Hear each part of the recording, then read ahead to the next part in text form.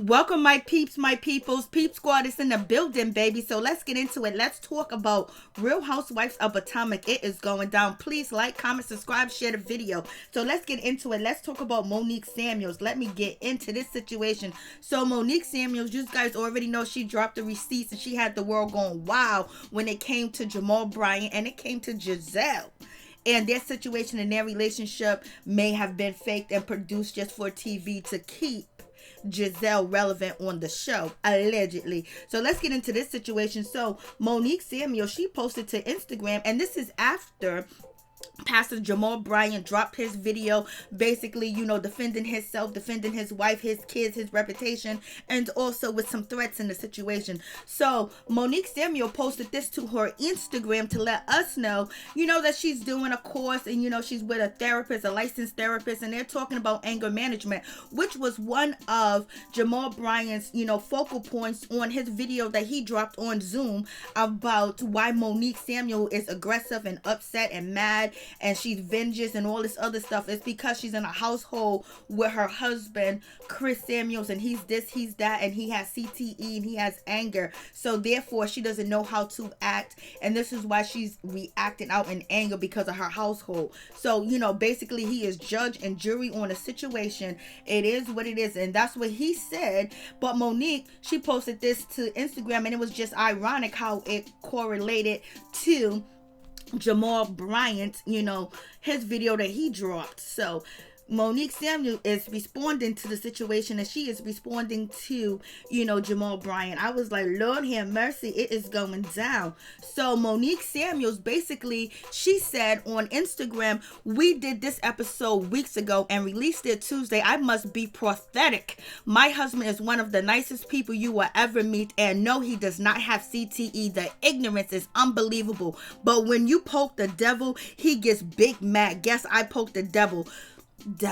Truth hurts. Hashtag pastor holy whore. Oh Lord have mercy. I was like, what is really going on with this situation? But Jamal Bryant wanted to step into the arena of the reality TV and clapping back, and also using a binder to clap back at Monique Samuels because she had a binder. So basically he was picking back off of her and what she did. So he wanted to get in the mess, he wanted to get in the drama, and he's already in there because he's allegedly dating Giselle Bryant. Maybe he is, maybe he isn't. It is what it is with that situation. But it also brought up his past, and also whether he's lying, whether he is involved with Giselle Bryant and then this other woman that allegedly was going around town with the receipts and letting everybody know that Jamal Bryant's a liar. I got text messages. I got this. He said his relationship with Giselle was only for reality TV. Blase and the third. I was like, Lord have mercy. It is what it is. He was trying to help out Giselle. That's the mother of his children. That's his ex-wife. It is what it is. But you know what is, kind of like, is when you are in a relationship with somebody and you dealing with them and it doesn't work. People repercussions is they go to the blogs, they go to the internet. It's like, damn, let the relationship be. It's over. It didn't work or whatever. Now you want to expose the person, but if you were still together, you would be quiet. And that just makes you in fear of being in a relationship with somebody that if it doesn't work, the first thing they're going to do is go to the blog, especially if you have a job or a reputation that it can ruin that. And that's what it seems like this lady is doing that was allegedly in a relationship with Jamal Bryant. It's just one of them things where it just really got popular back in the day when it said tells of a groupie. There were so many different websites talking about tells from a groupie, one night stand with a celebrity, and then that just got so popular a couple of years ago, like maybe 6 or 7 years ago. And now anybody involved with a celebrity or somebody with some type of fame or notoriety, is basically, if you in a relationship with one of them, you don't never know if the person that you was messing with is going to go to the blogs and expose you. So that's why a lot of people have NDAs all day, every day. You got to sign this NDA, baby. So you guys let me know what you think about that situation. And also, Monique Samuel says when she was doing an interview with Big Tigger on V.103 radio.com that basically she said she had to do what she had to do. They came at her and she was going to come back double hard. So it is what it is. So you guys tell me what you think about that situation. And also let me know what you guys think about Jamal. It almost seems like he was threatened, Monique Samuels and Chris Samuels with, videotape of him in Safeway. And he was, he got his address and he is from Baltimore. Is that the actions of a pastor you want to be, your pastor? So let's just check this out and you guys tell me what you think. Be subdued. And I'm very concerned. Monique, you all have my phone number as you expressed on the show, but I had you all's address. And because of grace, I didn't respond to that. Chris, you've got to take care of CTE. Yeah. Some of your former teammates contacted me. They're concerned.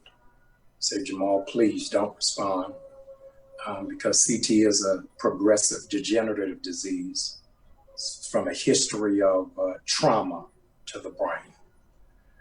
And so just last week, you had an outbreak again of verbally assaulting a Black woman in Safeway. We have the footage of that, but I'm not going to air that. But I'm asking you to please get help.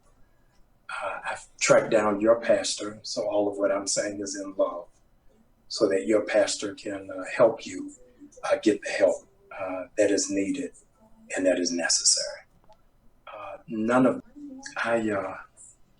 I live in Atlanta, but I'm from Baltimore. I want to wish all of you a Merry Christmas and to all a good night. He is from B-more. He is from Baltimore, baby. I was like, Lord have mercy. Jamal Bryant said, I had your address. I was like, if you would have pulled up, it wouldn't have been good. So, So what do you guys think about that situation? Should he just went in prayer and prayed about the situation, or should he address the situation, or should he had addressed, Monique Samuels and Chris Samuels a different way? Maybe he should have started preaching. He should have had a sermon instead of picking back and off of Monique Samuels with the Bible. He should have came in there with the Holy Ghost sanctified dancing and said, we're going to pray for the demons. We're going to pray for this. We're going to pray to remove hate. We're going to pray to remove sickness. And then also Jamal Bryant talking about CTE, which he knows nothing about, and dying and basically saying that is what, Chris Samuels have when he doesn't have any proof. He's going about word of mouth. So he is a part of the gossip and spreading gossip too. So, does two wrongs make a right? Like, what's going on? And should he be held to a higher standard because, he is anointed by God and he is a pastor and he has a flock and he has a church. So would he want his congregation to respond to, negativity, to, rumors, basically to combat that and basically say, I know where you live. I'm from B-more, basically let you know I'm from Baltimore, where the city of, we get down. We don't play these games. And that's what it seems like. So it's just like, damn, pick a lane, pastor. You're going to be a pastor. You're going to be out here being a street person, a goon talking about, I could have pulled up. I know where you live at. I'm from B-more. Like, what's going on with this situation? And also, it's alleged that Juan, Robin's husband, he called Chris Samuels and told Chris Samuels that you better watch what you do and watch what you say and how you come at my wife and Giselle. That's allegedly. I don't know if that really went down, but you guys let me know what you think about that situation. I was like, pastors out here in the streets. So should he be held to a higher standard or no? You guys let me know. And would you want Jamal Bryant representing you if you was, one of his, members of the church? So you guys let me know how you feel about that situation. And let's not forget Candice Dillard. Candice Dillard, she be doing the most. And, she feels like she was embarrassed. She feels like she was attacked. And it looks bad on her. And so she's trying to defend herself in any way, shape, or form. And what gets her in trouble is when she's trying to, control the situation of Real Housewives of Potomac. Basically by saying somebody need to be fired. They need to go. And does she have the right to say that? Because she was, she did get her ass handed to her on national TV. And I got to be a hard pill to swallow. But it didn't stop her because she's still out here talking talking smack. She's still out here talking smack all day, every day. You know, she came at Portia Williams because Portia Williams is defending Monique Samuels. And, you know, she comes for a lot of people too. And she's still out here talking that, you know, Monique needs to be removed from the Real Housewives of Potomac. So she's out here. So someone, you know, is she scared? Is she really in fear? Because she be talking all types of stuff and she be running her mouth. So is she really scared? Does she really have PTSD? Does she really have anxiety? I would think that she should. But if someone in her position is saying that she suffered from these different ailments because of her, you know, altercation with Monique Samuels, why is she still talking about this woman? Why is she still posting? Why is she still going after her? You should be scared, but evidently she's not scared and she's ready for the next round. And that's what Bravo thinks, and that's why Bravo's gonna keep Monique Samuels around, because you ain't crying, you ain't acting like you in fear. You're still on the set, you're still filming with her, you got on stage with her, you know. And when it comes to Candice Dillard, she basically says that she does not want to film with Monique Samuels at all, point blank, period. I don't know if she's going to have a choice or not, but Candice Dillard did say, I am not an executive. It's not really my place to say who should be invited back or not. But if you just look at the chain of events and her behavior over the past year, she spread rumors and false information about the fight. We know that she's paying bloggers. We know that she is influencing bloggers, Dillard argued. I was like, She also says the show has become very, very toxic. The show is toxic, and I won't blame it all on her because we all play a part. She went on to admit, But if you look at the grand scheme of things, Monique is the toxic piece of the puzzle, and I don't see a path forward for her with the majority of the cast. I don't think that based on her unethical behavior and violent behavior that she deserves this platform anymore. I was like, damn, she is going in. So basically she's saying that, Monique does not deserve to be on the show because she's toxic, her vile behavior, but people could say the same thing about you, Candice. And only thing that gives Candice Dillard a hands up in the situation is that, she got her ass handed to her. So, basically she could say all this and that. She can feel that way because, she got wrecked on national TV. And that's just what it is. And, and it looked bad, but the wig stayed on, baby. It stayed on. It did not fly anywhere. But she's saying that the other cast members, majority of the other cast members really don't want to film with her, like looking forward to the situation where, I guess she's talking about Wendy, she's talking about Robin, and she's talking about Giselle too, that don't want to film with Monique Samuels. So therefore majority of the cast don't want to film with her, so she shouldn't be invited back. And basically she's trying to call shots when she is just a worker bee like everybody else.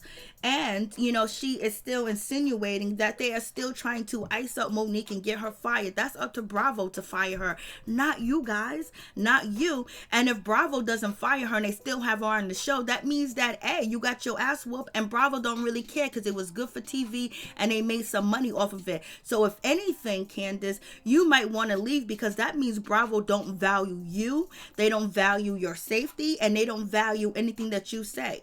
Point blank, period. So you guys tell me what you think about the situation. It is what it is. Candice Dillard has a right to her opinion. She has a right to feel the way that she felt because she got beat down on TV. That's embarrassing. Most people get into altercation or got in fights when they was kids, but it wasn't put on TV on a national syndicated show. So therefore Bravo didn't say, oh, bye Monique, see you later. Your behavior is not for this show. Your behavior and the way that you act, we don't want it. They didn't let her go. She's still on the show. So now the move is on you, Candice. So if Monique will be on next season, that means Bravo don't really care, girl. So that means now you got to play the chess move now. This is your move now. They bring her back. What are you going to do? What are you going to do? They are going to bring her back, but you're still going to film, right? Giselle's still going to film. Robin's still going to film. If not, they could replace y'all. It's just that simple, just that easy. We seen it. So you guys tell me what you think about that situation. Candice, what is your next move if Monique is going to be on the next season?